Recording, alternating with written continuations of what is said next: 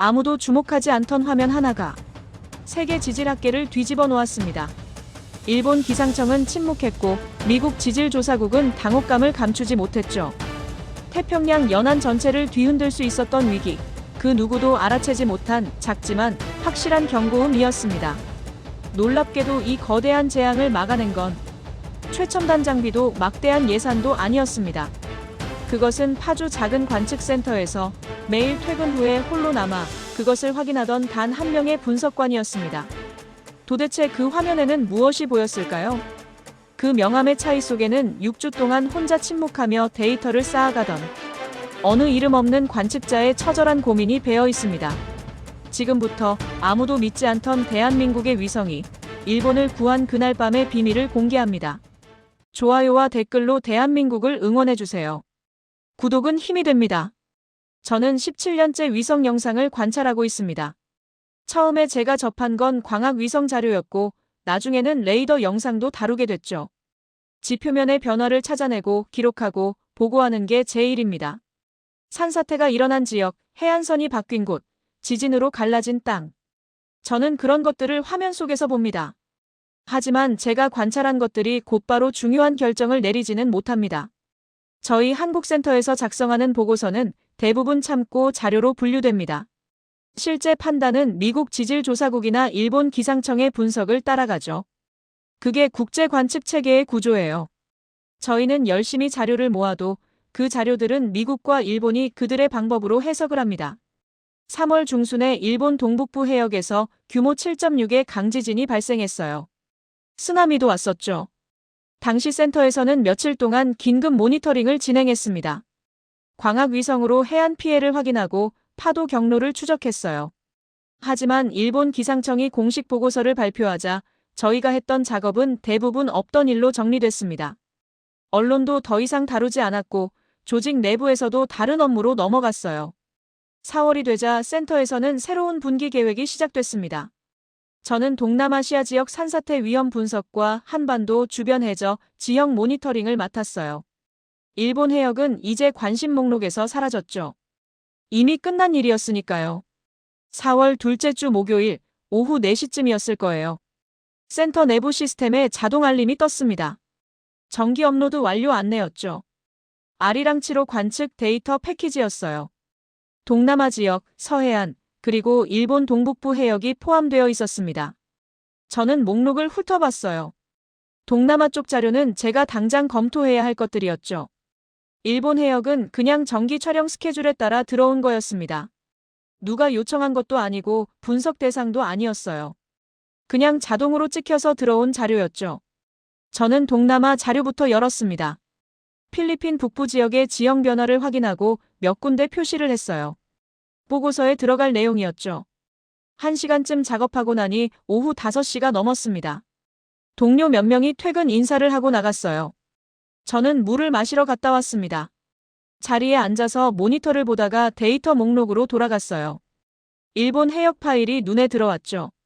저는 잠시 망설였습니다. 이건 제 업무가 아니었어요. 그냥 넘어가도 되는 거였죠.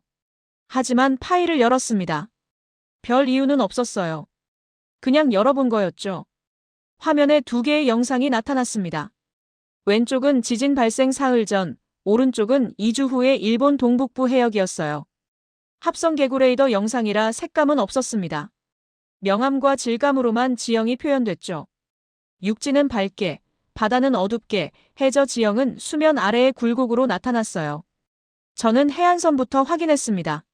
항구, 방파제, 도시 윤곽. 모두 동일했어요. 일본 기상청 보고서에 나온 것과 같았죠. 쓰나미가 지나갔지만 육지의 큰 구조는 변하지 않았습니다.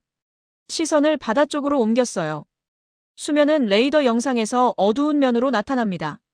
그 아래 해저 지형은 미세한 명암 차이로 드러나죠. 수심과 지형의 기복에 따라 레이더 신호 반사가 달라지기 때문이에요. 저는 화면을 확대했습니다. 일본 해구가 있는 지역이었어요. 왼쪽 영상에서 해저는 완만한 경사를 이루고 있었습니다. 수심이 깊어지면서 점점 어두워지는 패턴이었죠. 오른쪽 영상을 봤습니다. 같은 위치, 같은 각도로 촬영된 지진 2주 후의 영상이었어요. 저는 마우스를 멈췄습니다. 뭔가 어색했어요. 아주 미세하게요. 해구 경계 부근의 일부 영역에서 명암 분포가 왼쪽과 달라 보였습니다. 어떤 구역은 조금 더 밝고 어떤 구역은 더 어두웠어요. 저는 화면에서 눈을 떼고 시계를 봤습니다. 6시였어요.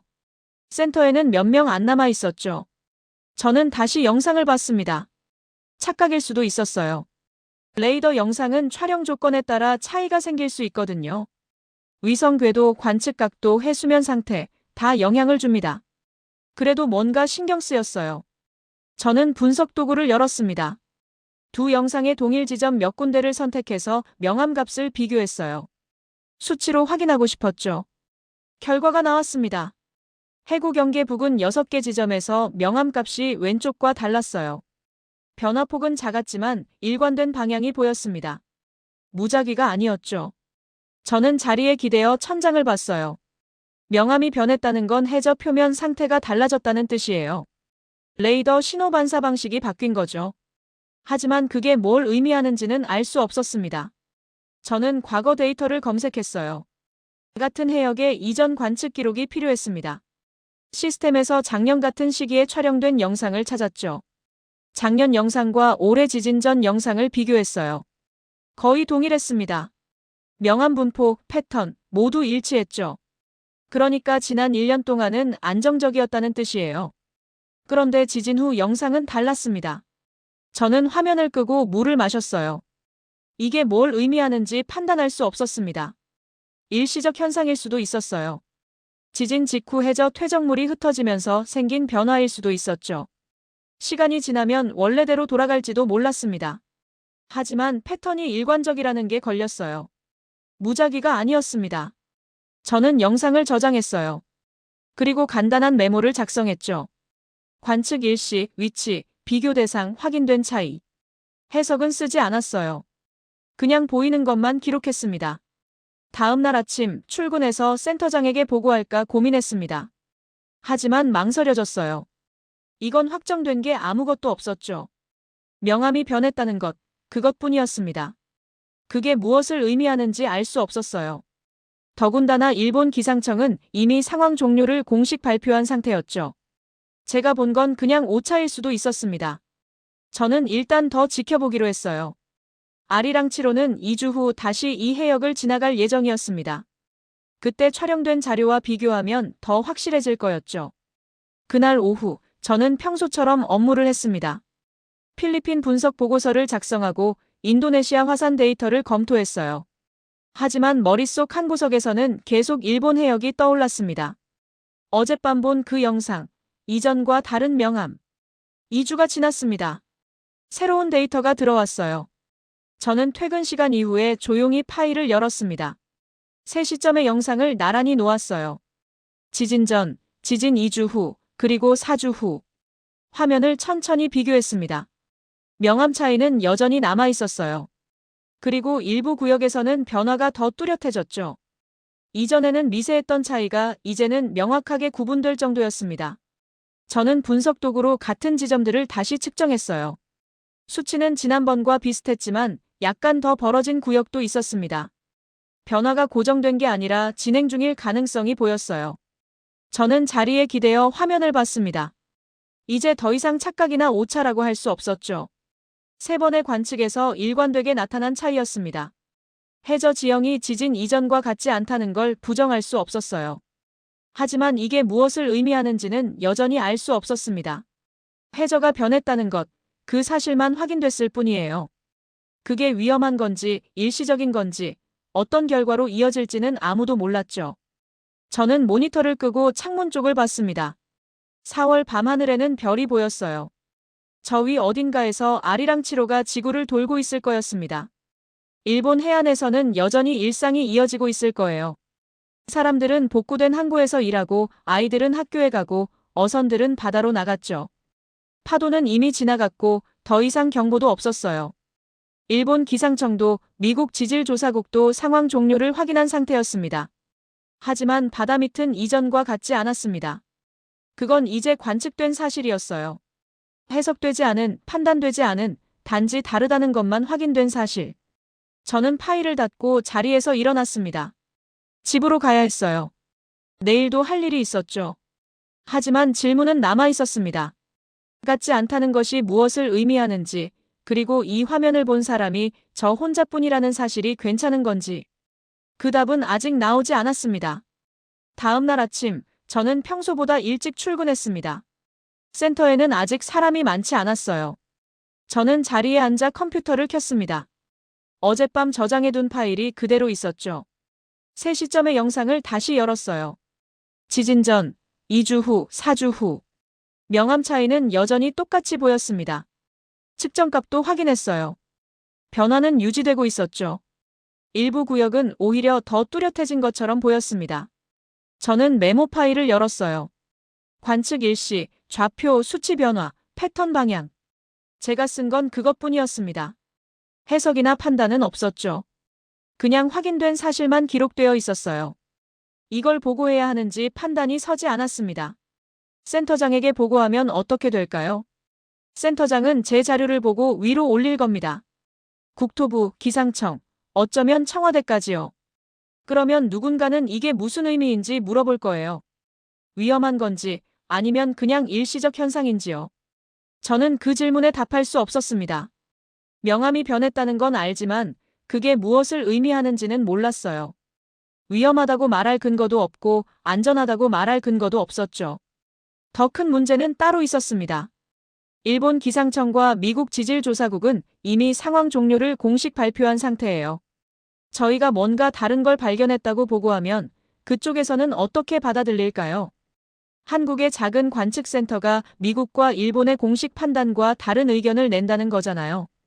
저는 창밖을 봤습니다. 아침 햇살이 들어오고 있었어요.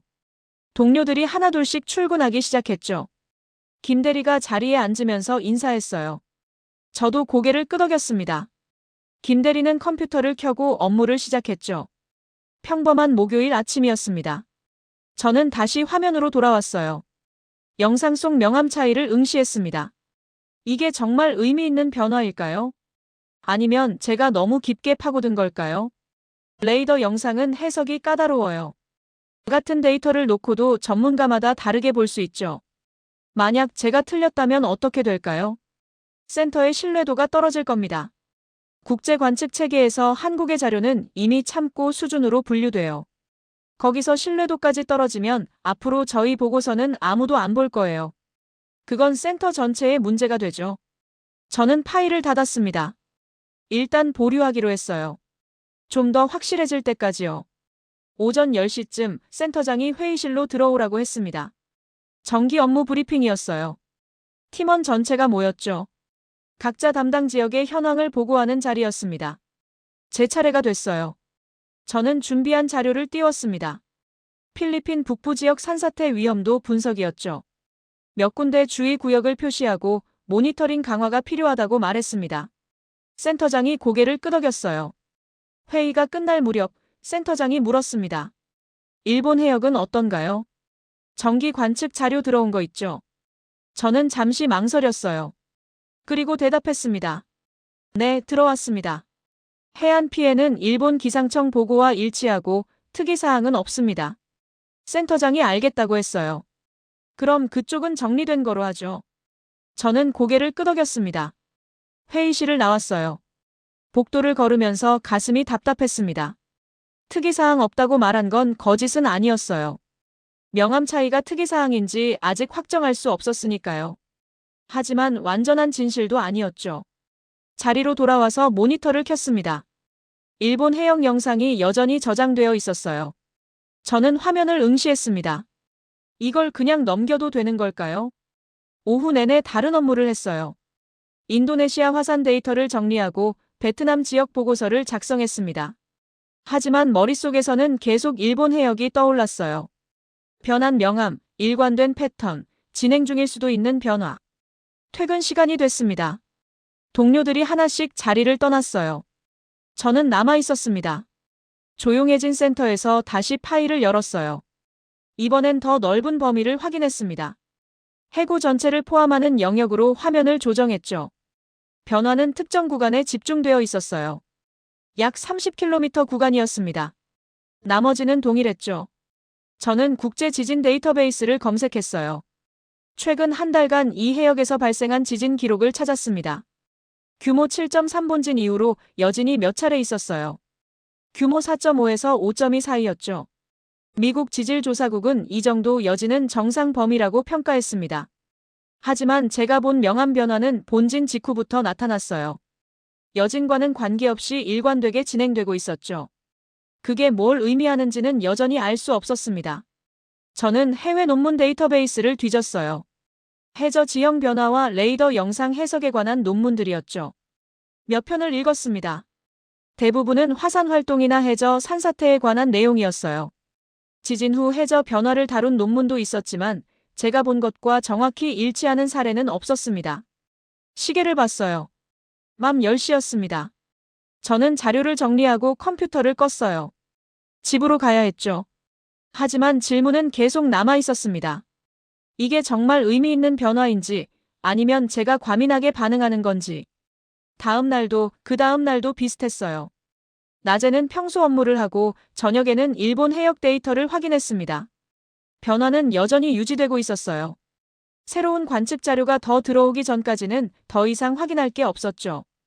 일주일이 지났습니다. 4월 셋째 주였어요. 센터에서는 다음 달 관측 계획을 논의하는 회의가 있었습니다. 저는 회의실에 앉아 있었어요. 각 팀에서 필요한 관측 지역을 제안하는 자리였죠. 센터장이 물었습니다. 추가로 모니터링이 필요한 곳 있나요? 저는 입을 열까 말까 망설였어요. 일본 동북부 해역을 제안할까요? 하지만 그러려면 이유를 설명해야 했습니다. 명암 차이, 패턴 변화, 진행 가능성. 그리고 그게 무엇을 의미하는지 물어볼 거예요. 저는 아무 말도 하지 않았습니다. 다른 팀원이 인도네시아 지역을 제안했고 회의는 그렇게 넘어갔죠. 회의가 끝나고 자리로 돌아왔어요. 저는 화면을 켜고 일본 해역 파일을 다시 열었습니다. 세 시점의 영상이 나란히 놓여 있었어요. 명암 차이는 선명했습니다. 이건 분명 변화였어요. 하지만 그게 위험한 건지 일시적인 건지 저는 판단할 수 없었습니다. 그리고 설령 제가 확신을 갖는다 해도 문제는 남아 있었어요. 누가 제 말을 믿어줄까요? 일본 기상청도 미국 지질조사국도 이미 상황 종료를 확인했는데 한국의 관측 센터가 다른 걸 봤다고 하면요. 저는 모니터를 끄고 창밖을 봤습니다. 4월 오후에 햇살이 밝았어요. 센터 밖에서는 사람들이 평범하게 걸어다녔죠. 일본 해안에서도 일상이 이어지고 있을 겁니다. 모두가 끝났다고 믿고 있었어요. 하지만 저는 아직 끝나지 않은 화면을 보고 있었습니다. 설명되지 않은 데이터, 말하지 못한 의심, 판단을 내릴 수 없는 긴장. 저는 파일을 저장하고 화면을 닫았어요. 다음 관측 자료가 들어올 때까지 기다릴 수밖에 없었습니다. 그때가 되면 더 확실해질까요? 아니면 여전히 판단할 수 없을까요? 저는 알 수 없었습니다. 다만 한 가지는 분명했어요. 이제는 그냥 지나칠 수 없는 단계라는 것. 무언가는 계속되고 있었고 저만 그걸 보고 있었습니다. 그 사실이 저를 불안하게 만들었어요. 하지만 동시에 저는 여전히 침묵하고 있었습니다. 확신도 용기도 충분하지 않았으니까요. 아리랑 7호의 다음 관측 자료가 들어온 건 4월 넷째 주 화요일이었습니다. 저는 알림을 확인하고 파일을 열었어요. 이번에는 퇴근 시간을 기다리지 않았습니다. 오후 3시였죠. 4시점의 영상을 나란히 배치했습니다. 지진 전, 2주 후, 4주 후, 그리고 6주 후. 화면을 천천히 비교했어요. 명암 차이는 여전했습니다. 그리고 이번에는 범위가 조금 넓어져 있었어요. 이전에는 30km 구간이었는데 이제는 40km 정도로 확장된 것처럼 보였죠. 변화가 멈춘 게 아니라 계속되고 있었습니다. 저는 측정 도구를 실행했어요. 동일 지점의 명암값을 비교했습니다. 수치가 조금씩 더 벌어지고 있었어요. 패턴의 방향도 일관적이었죠. 무작위가 아니었습니다. 저는 자리에서 일어나 복도로 나갔습니다. 물을 마시고 창밖을 봤어요. 아무도 없는 복도였죠. 다시 자리로 돌아와서 화면을 응시했습니다. 이건 더 이상 일시적 현상으로 보기 어려웠어요. 6주 동안 지속되고 있고 범위도 넓어지고 있었습니다. 하지만 여전히 이게 무엇을 의미하는지는 알 수 없었죠. 그날 저녁 집으로 가는 길에 뉴스를 봤습니다. 일본 관련 뉴스는 없었어요. 경제, 정치, 스포츠, 지진이나 쓰나미는 더 이상 언급되지 않았죠. 모두 끝난 일이었습니다. 다음 날 아침 센터에 출근했어요. 평소처럼 컴퓨터를 켜고 이메일을 확인했습니다. 그 중에 하나가 눈에 들어왔어요. 국토부에서 온 메일이었죠. 제목은 일본 동북부 해역 여진 현황 참고 자료였습니다. 메일을 열었어요. 일본 기상청이 발표한 최근 2주간 여진 데이터였습니다. 규모 4.5에서 5.2 사이의 여진이 예상보다 조금 많이 발생했다는 내용이었어요. 하지만 일본 기상청은 이 정도는 정상 범위라고 평가했죠. 추가 대응은 필요 없다고 했습니다. 저는 메일을 닫고 다시 제 자료를 열었어요. 여진 발생 지점과 제가 관측한 명암 변화 구역을 겹쳐봤습니다. 완전히 일치하지는 않았어요. 하지만 일부 구역은 겹쳤죠. 오전 11시쯤 센터장이 제 자리로 왔습니다. 잠깐 이야기 좀 하죠. 센터장 사무실로 갔어요. 센터장은 책상에 앉아 컴퓨터 화면을 보고 있었습니다. 국토부에서 일본 해역 관련 자료 요청이 들어왔어요. 우리 쪽 관측 데이터 있으면 보내라는데 정리 좀 해줄 수 있나요? 저는 잠시 말을 잃었습니다. 그리고 물었어요. 어떤 자료를 원하는 건가요? 센터장이 대답했습니다. 최근 한두 달 사이 촬영된 위성 영상이요. 특별히 분석은 필요 없고 원본 자료만 보내면 된대요. 일본 기상청이 여진 데이터 검토하면서 주변국 자료도 참고하려는 것 같아요. 저는 고개를 끄덕였습니다. 알겠습니다. 오늘 중으로 정리하겠습니다. 사무실을 나왔어요. 복도를 걸으면서 가슴이 두근거렸습니다. 원본 자료를 보내면 누군가는 제가 본 것과 같은 명암 차이를 발견할 수도 있었어요. 아니면 그냥 넘어갈 수도 있었죠. 레이더 영상 해석은 전문가마다 다르니까요. 하지만 만약 발견한다면요? 그리고 그게 중요한 변화라면요? 저는 왜 진작 보고하지 않았냐는 질문을 받게 될 겁니다. 자리로 돌아와서 파일을 정리하기 시작했어요. 일본 동북부 해역의 최근 2달 관측 자료였습니다. 지진 전부터 최근까지 총 6시점의 영상이었죠. 저는 파일들을 압축하고 메일 작성 화면을 열었습니다. 하지만 전송 버튼을 누르지 못했어요. 손가락이 마우스 위에 멈춰 있었습니다. 이 자료와 함께 재분석 메모를 첨부해야 할까요? 명암 차이, 패턴 변화, 진행 가능성. 그걸 함께 보내면 검토하는 사람이 더 주의 깊게 볼 겁니다. 하지만 그러려면 제가 이미 알고 있었다는 걸 드러내야 했어요. 저는 화면을 응시했습니다. 시간이 흘렀죠. 오후 2시가 됐습니다. 결국 저는 원본 자료만 첨부했어요. 별도의 메모나 의견은 쓰지 않았습니다. 그냥 요청받은 파일만 보냈죠. 전송 버튼을 눌렀습니다. 메일이 나갔어요. 저는 자리에 기댔습니다. 이게 맞는 선택인지 알 수 없었어요. 그날 오후 인도네시아 화산 데이터를 검토하고 있는데 휴대폰이 울렸습니다. 모르는 번호였어요. 받았습니다. 여보세요. 기상청 지진화산센터입니다. 혹시 일본 해역 자료 보내주신 분 맞으신가요? 네, 맞습니다. 자료 잘 받았습니다. 그런데 혹시 이 자료에 대한 분석 보고서 같은 거 따로 있나요? 아니면 특이사항 같은 거요? 저는 잠시 침묵했습니다. 그리고 대답했어요. 특별히 작성된 보고서는 없습니다. 정기 관측 자료라서요.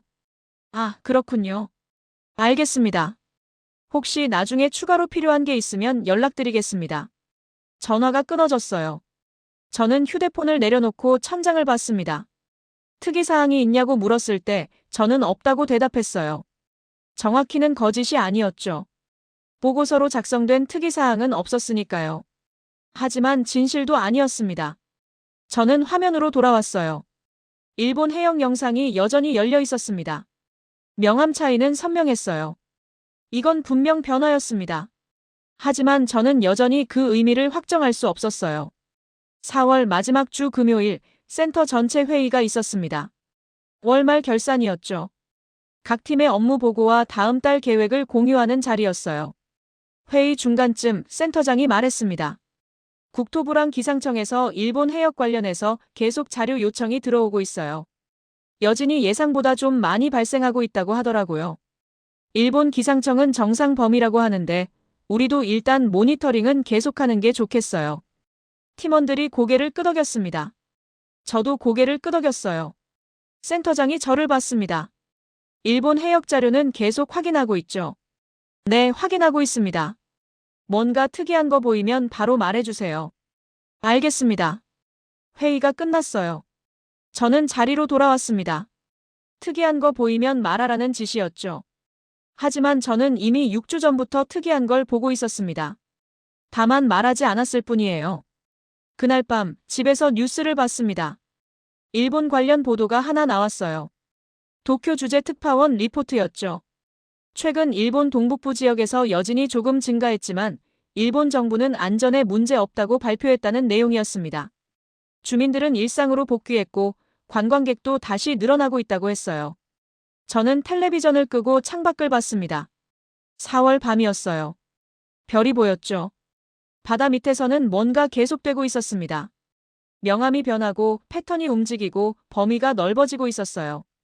하지만 아무도 그걸 문제 삼지 않았습니다. 일본도 미국도 우리 센터도요. 저만 그 화면을 보고 있었어요. 그리고 여전히 침묵하고 있었습니다. 하지만 이제는 상황이 달라지고 있었습니다.